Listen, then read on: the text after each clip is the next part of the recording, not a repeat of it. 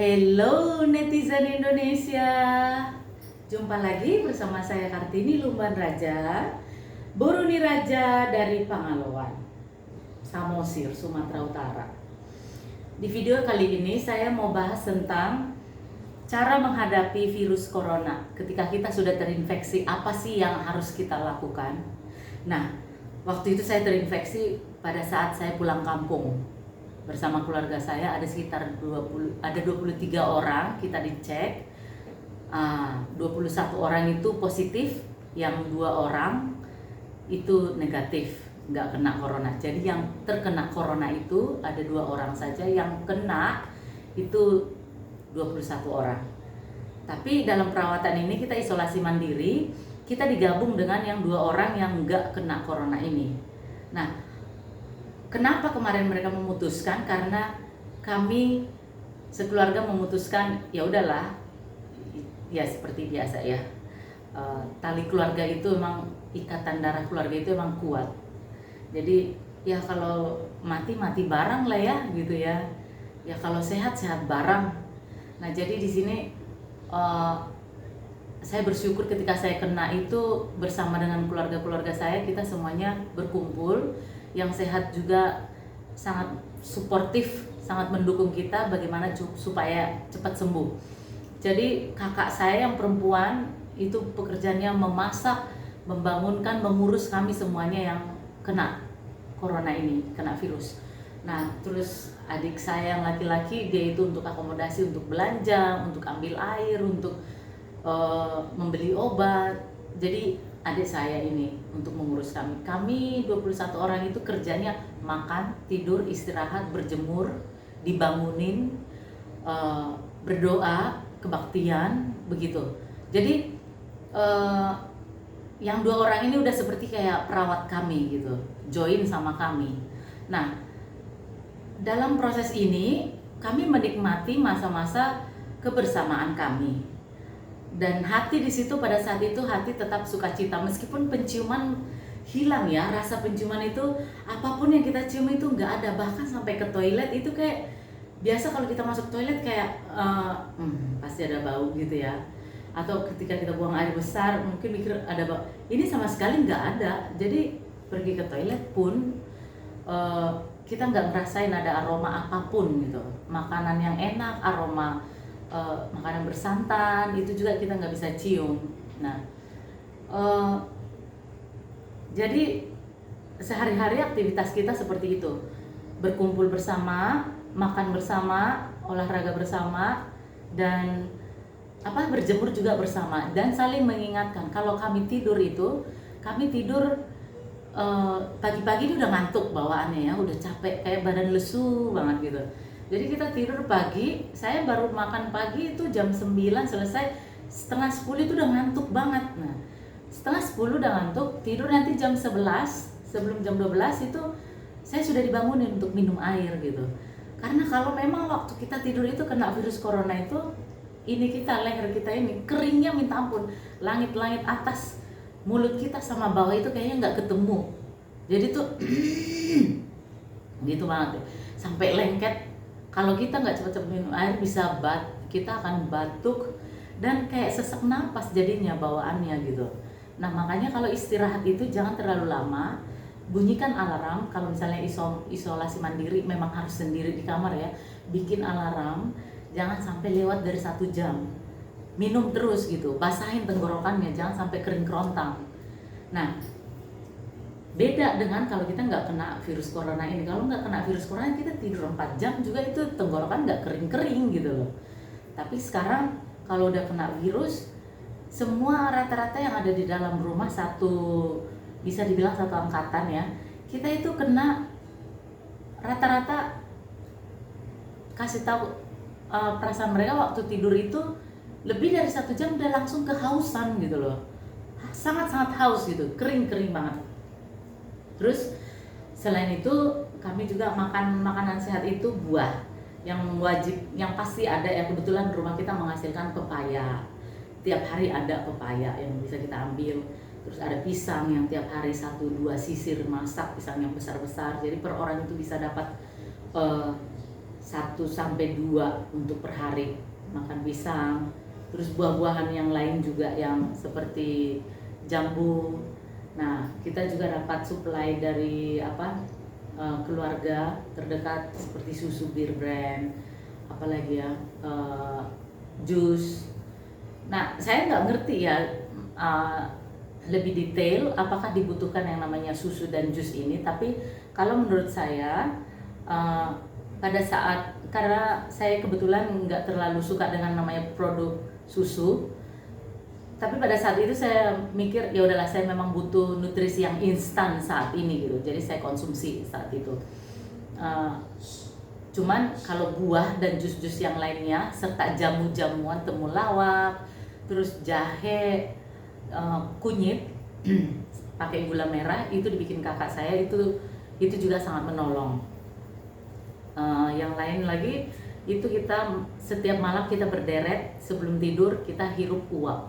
Nah, uap itu kita bikin pakai minyak kayu putih atau minyak cap kampak, minyak zaman dahulu ya, minyak opung-opung gitu, minyak cap kampak. Itu kita hirup dalam uapnya itu, terus kita buang dalam waktu, pokoknya sampai airnya dingin, nggak ada lagi asapnya gitu loh. Terus ditutupin pakai selimut dari kepala sampai ke badan ini gitu.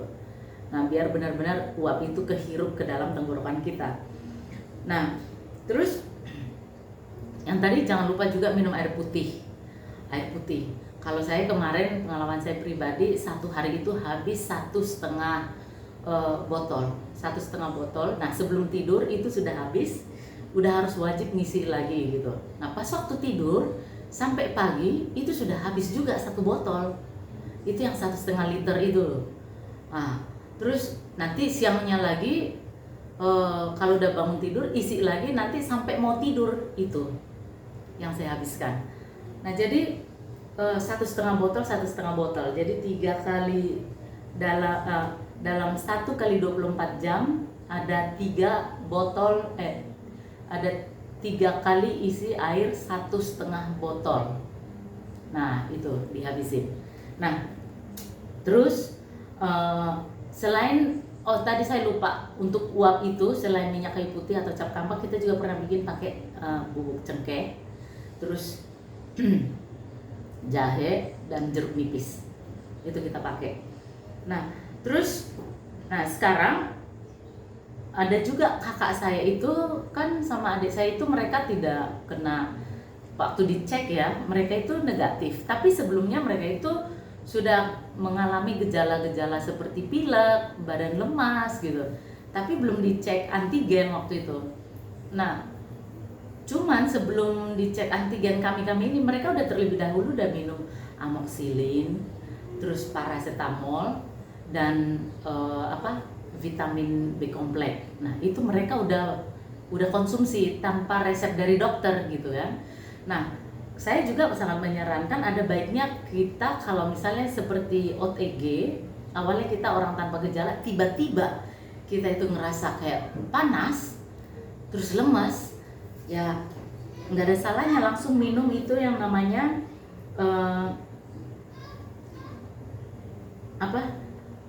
amoxicillin, paracetamol, dan vitamin B kompleks. Terus ingat, hirup uap-uap juga gitu.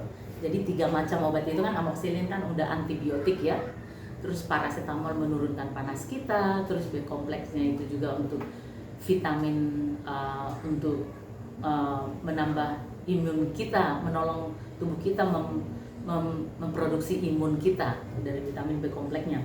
Nah, itu ibaratnya untuk kayak pencegahan, paling nggak nunggu di swab gitu ya, nunggu dicek entah pakai PCR atau pakai antigen. Nah, itu bisa kita pakai, karena nanti setelah kita tunggu misalnya 5 hari, 4-5 hari dicek, bisa jadi kita langsung negatif. Karena kakak saya sama adik saya itu mereka langsung negatif ketika kami dicek, kami semua kena. Tapi sebelum dicek mereka terlebih dahulu yang mengalami gejala-gejala itu, yang penciumannya hilang, terus panas. Nah, adik saya waktu itu udah langsung ngerasain itu, penciumannya nggak ada gitu. Tapi pas waktu kita semuanya datang dari gugus tugas, kita itu di swab semuanya, mereka berdua lolos, mereka nggak kena virus corona. Jadi kami aja yang kena virus corona. Tapi gejalanya sudah ada lebih awal dan minum obat-obatnya terlebih dahulu. Obat seperti bisa dibilang pertolongan pertama gitu loh, dengan orang yang belum yakin dia corona atau enggak, tapi gejala orang-orang corona sudah ada dalam dirinya. Nah, nanti kalau misalnya sudah di swab terus positif dan memang gejalanya juga sudah ada, ya itu kita serahkan ke dokter gitu ya. Nanti dokter akan memberikan resep. Nah, waktu itu kan saya karena sudah di swab, sedangkan gejala itu ada, tapi kayak mikir enggak kali ya, enggak kena kali ya gitu kan, kayak enggak yakin gitu. Tapi pas sudah dibilang, pas waktu dicek itu garis 2 saya tuh yang mempositifkannya itu enggak terlalu merah gitu ya, agak samar, tapi dokter bilang itu positif gitu. Nah, jadi itu kita waktu itu dapat dari dokter obat, langsung ada yang azithromycin, zinc, vitamin, paracetamol, dan B kompleks. Vitamin itu kayak vitamin D, vitamin C juga kita dikasih. Terus isolasi mandiri. Ya, nah kalau dokter itu ngasihnya obatnya kurang lebih seperti itu. Ada juga yang ditambah dengan dexamethasone gitu. Di hari-hari ketiga kita dapat obat itu tambahannya lagi. Nah, kalau kita isolasi mandiri, nah biasanya kan kita akan dikasih pilihan, kita mau isolasi mandiri atau mau dirawat di rumah sakit gitu. Nah, kalau saya lebih menyarankan untuk isolasi mandiri kalau nggak ada penyakit bawaan, misalnya kayak sesak nafas. Kalau kita nggak punya, yang mending isolasi mandiri, nggak perlu harus yang ke rumah sakit. Terus kalau ini juga bedanya dengan isolasi mandiri dengan di rumah sakit isolasi juga gitu ya,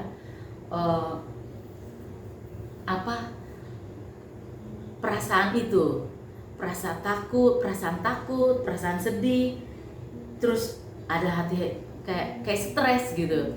Kalau kita misalnya harus isolasi di rumah sakit, di tempat isolasi ya, entah dimanapun kita akan diisolasi. Tapi kalau udah bukan di rumah, kalau kita enggak isolasi mandiri itu beda rasanya. Karena kalau ketika kita dinyatakan kita kena terinfeksi virus corona 19 itu perasaan down, kayak ya gua kena gitu kan. Saya sendiri waktu itu mikir, kok gua kena gitu, kena di mana ya kan. Terus ada juga kayak ngerasa ciut gitu, kok kakak bisa nggak kena. Jadi itu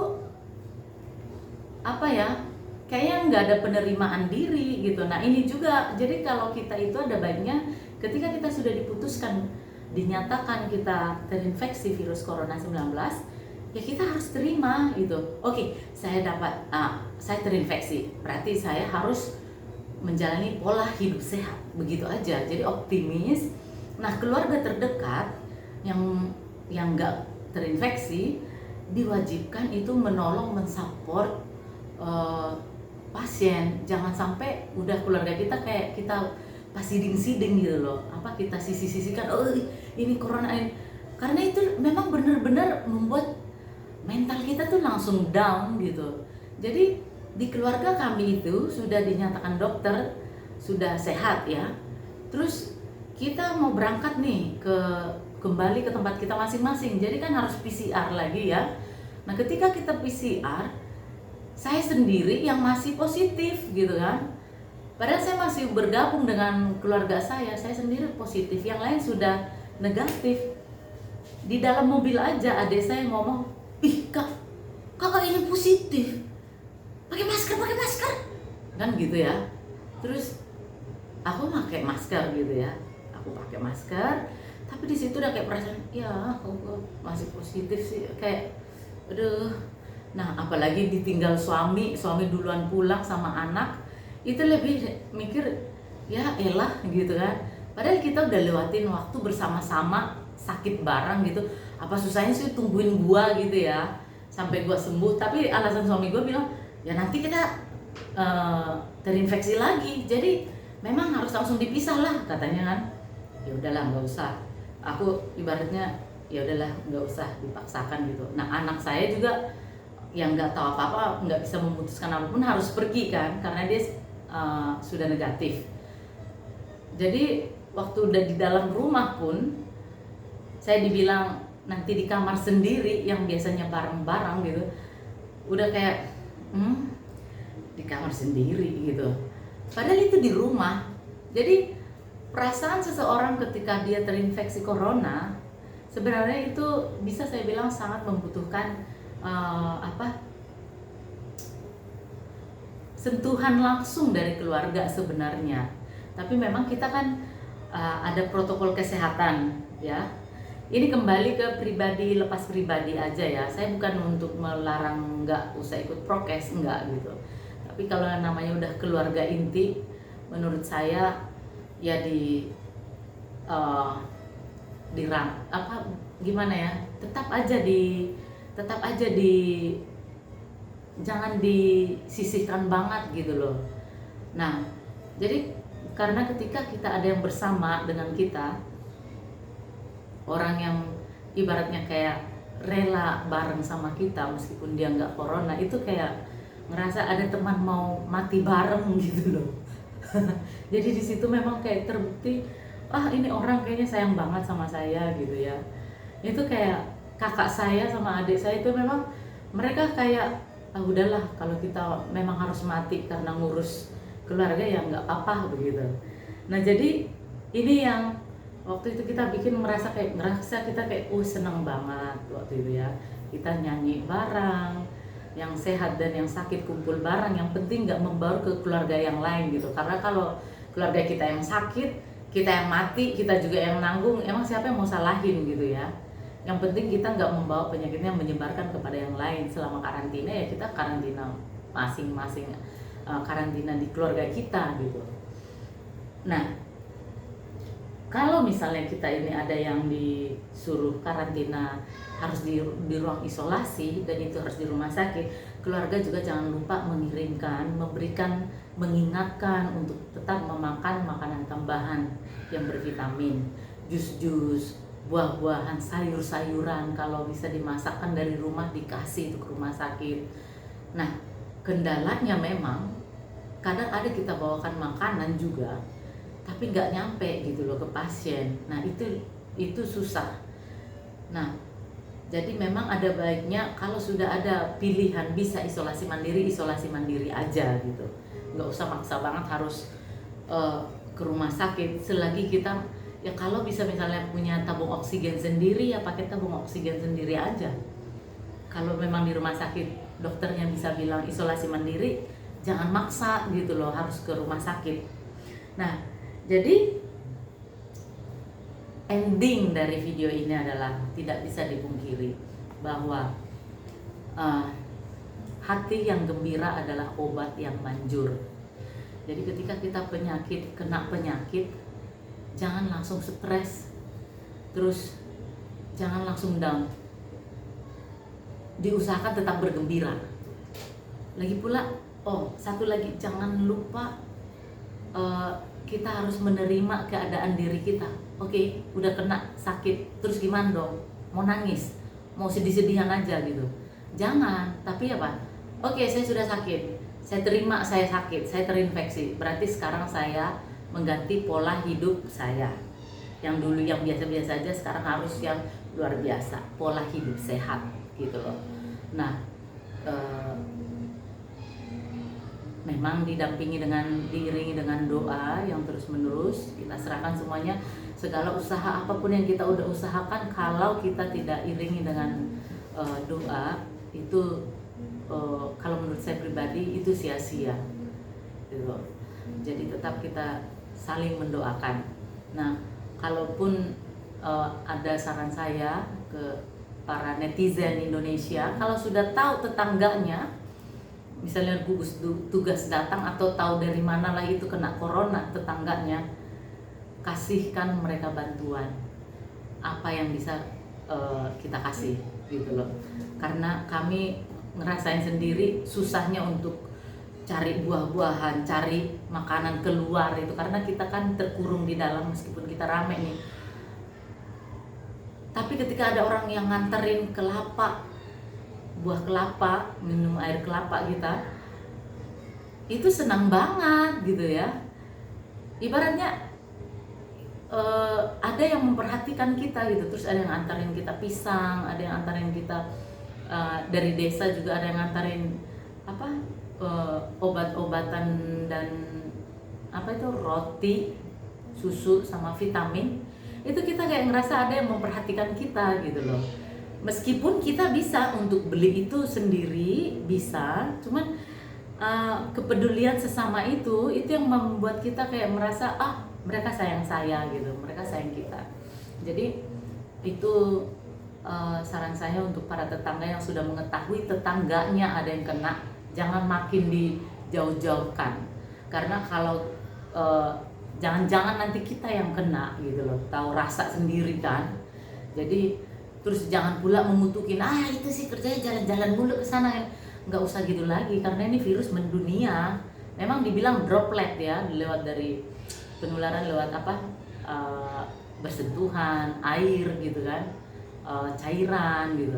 Tapi mana kita tahu, entah itu dari udara juga sudah bisa gitu kan. Nah, jadi kita nggak usah saling menyalahkan lagi. Ketika ada orang yang kena, mari kita saling tolong menolong untuk membantu orang tersebut cepat sembuh dari penyakitnya gitu loh. Nah, kalau kita udah kena virus corona, kamu udah kena positif, jangan lupa hasilnya di file, terus minta pernyataan dari dokter bahwa kamu itu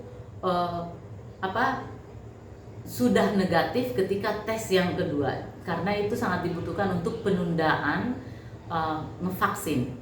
Jadi kamu nanti dapat waktu penundaan vaksin 3 bulan, karena ada orang udah kena terus nggak ngerti gitu, minta divaksin. Nah, tapi ada juga orang memang nggak mau divaksin gitu, cuman dia butuh pergi ke tempat misalnya terbang ya ke antar provinsi gitu.